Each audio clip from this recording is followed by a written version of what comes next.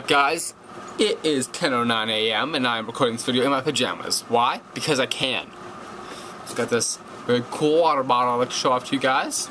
You can drink out of it. Product placement for Walmart.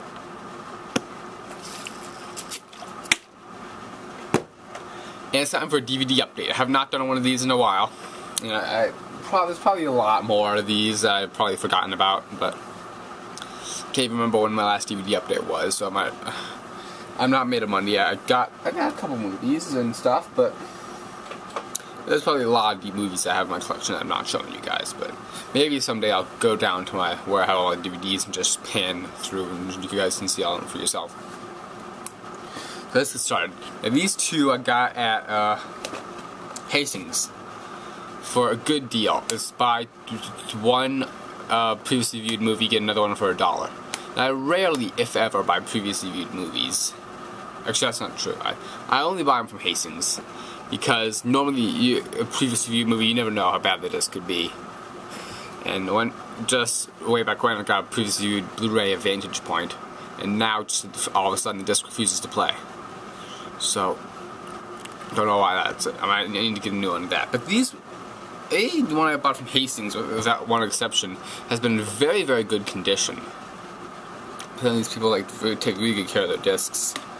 First one I got was Paycheck, and this was a movie I watched it once, and I saw it bought it just to watch it again, because that's what we movie people do.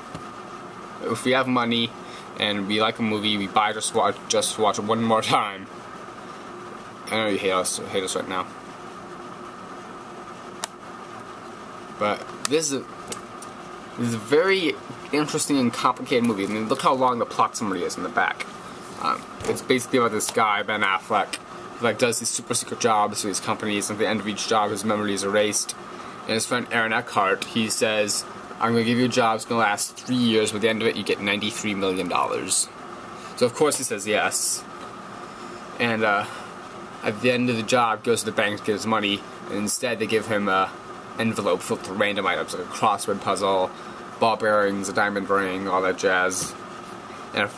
And somehow these items are supposed to help him out in the future. It's a pretty cool, pretty clever movie. Whoa. Don't know how that happened.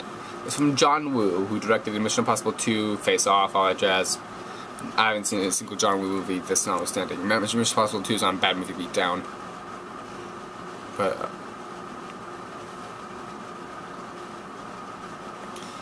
this one to check out. This other one, I don't want to say too much about this movie because it's one you really need to see for yourself. At least go look on YouTube and find the trailer for this movie, because the trailer is very good and very clever. It's a shame they don't include it on here. It's Red Eye. Well, she just reviewed this on That Guy with the Glasses. It's got Rachel McAdams and Cillian Murphy, who now he's in every Christopher Nolan movie under the sun. I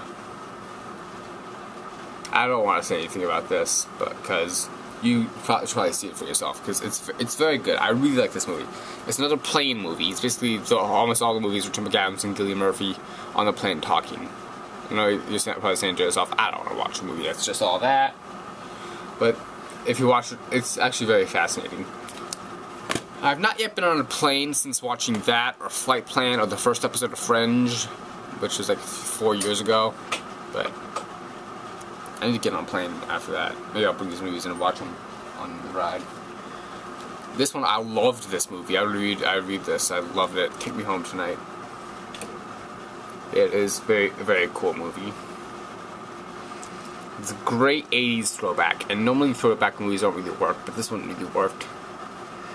It's like it felt like a real awesome 80s comedy that, just like the old ones, just like the great John Hughes movies. John Hughes could have made this movie for all I know. And this one, I'd only had this on VHS, and I needed a DVD copy. But I had this on DVD for quite a while, but it was like a bare bones, no feature version, and I wanted one with a lot of features. And they announced that it was coming out on Blu-ray, so I might as well thought, I'll get that. Spy Kids, the first one. This is the original. And I had the other two Spy Kids movies on DVD, and I didn't have this one, so I needed to get this one. So, if you don't know what this movie's about, it's basically these parents were spies, and they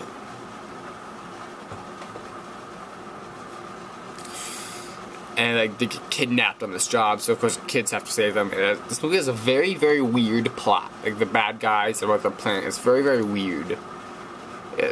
The director described it as kind of like a Willy Wonka style movie. Willy Wonka meets James Bond. And it's okay, but I like this movie. I'm surprised at how well this movie held up, because the other two movies, it didn't really hold up.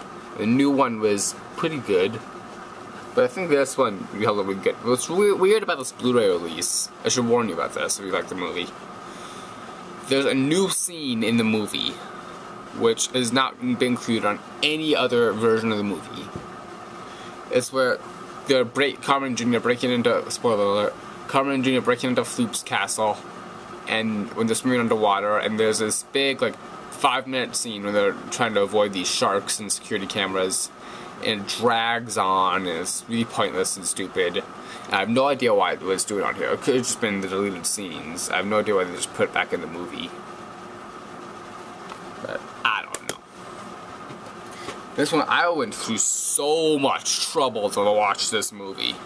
Like, I put it on Netflix, and Netflix said short wait, and the short wait lasted 3 months. And then the short wait disappeared, and they just kept skipping over the movie, even when there wasn't a wait anymore.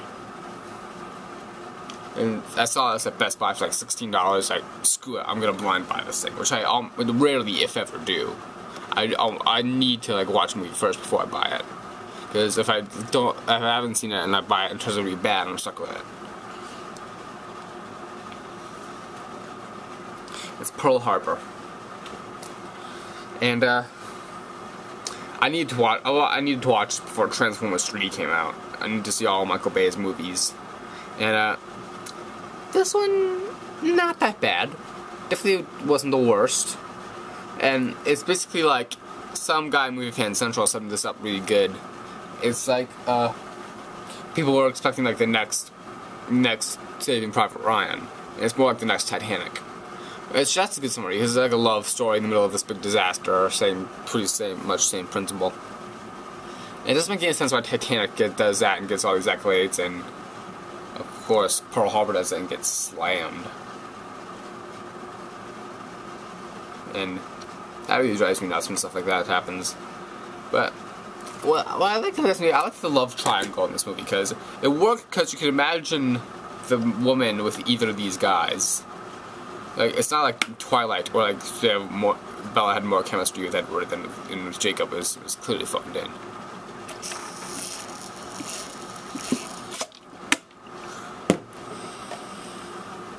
So that's what I have to say about Pearl Harbor. You got the best of Will Ferrell, both volumes. And, up until now, I'd only seen Volume 1, like, from the library. I took a DVDs out from the library, and they only had Volume 1. I've got Volume 2. Volume 2 has some really great sketches, some of the funniest they've ever done. Like, I think probably the funniest sketch I've ever seen is the Wake Up and Smile sketch. I'm not even gonna spoil it for you. And of course, he's yelling at his coworkers, "I'm this close to raping you!" Gold. Last one. Had to get this. This was a no-brainer. X-Men First Class. I got it first day. Just zoomed to the store right after school and got it. And you can see it's certified fresh, Rotten Tomatoes. And it's kind of weird about the picture of this movie on the Blu-ray. It's just, for like the first, I don't know, half hour of the movie, it looks kind of grainy and kind of weird. But the picture kind of picks up, like halfway through towards the end, or like halfway through the movie, which I thought was kind of weird. I don't know what's going on there, but this is great. I wish they could have had more features on this. Actually, the features are pretty good. There's one cool feature called the Cerebro Mutant Tracker, where it basically takes you to Cerebro, and you see like some famous mutants pop up, and you hit enter, and it'll give you a profile of the mutants, which is really cool. But the problem is there's a very, very small amount of mutants in there. It's just not all the mutants from all the movies, which I could have used more. There's hardly any of the first mutants from this movie, from the First Class. But it says you can access more profiles, but you need BD Live to do it, and I don't players and hook up to BD Live. So I'm definitely gonna have to do that. So those are some of the DVDs I got. I might make a new video, or I go downstairs, show you my basement where I watch all my movies and everything. But not maybe later. Friends 57 out.